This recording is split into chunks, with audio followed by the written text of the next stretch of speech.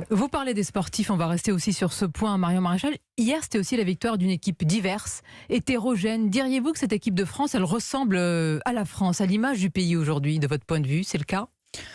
C'est vrai que moi, sur la question du sport, je rentre assez peu dans les considérations politiques, une fois de plus, parce que je pense que c'est pas l'objet. Ce qui est sûr, c'est que le visage de cette équipe, et on le voit bien d'ailleurs, et des visages issus de l'immigration qui sont surreprésentée dans cette équipe indéniablement.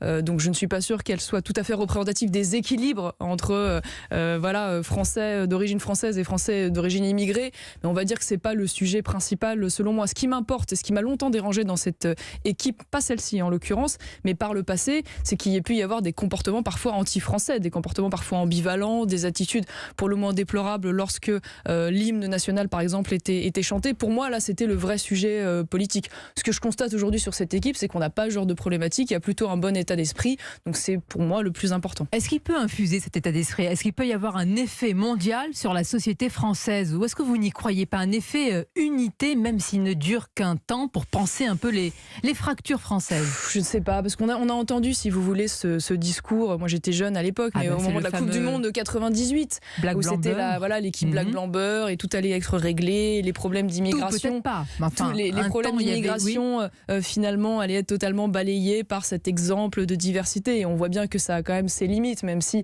l'idée est jolie, mais malheureusement on voit bien que ce n'est pas parce qu'il y a aujourd'hui une élite sportive issue de l'immigration que ça dissimule ou ça limite toutes les autres problématiques. Mais souvent une élite qui vient aussi de quartiers populaires. Les élites, il y a des pseudo-élites parfois qui s'autoproclament élites dans le monde politique, mais il y a des élites sportives, il y a des élites dans le monde de l'artisanat, dans des élites qui peuvent être dans différentes pans de la société, bien sûr. Donc là, on a une élite sportive indéniablement, mais cette élite sportive, même si une partie est issue de l'immigration, ne doit pas dissimuler le fait qu'il y a des problématiques plus générales dans la société posées par l'immigration, et on le voit à travers le comportement d'un certain nombre de supporters marocains, par exemple. Donc je crois qu'il ne faut pas non plus, derrière cette idée et derrière cette équipe de France, dissimuler les autres problèmes.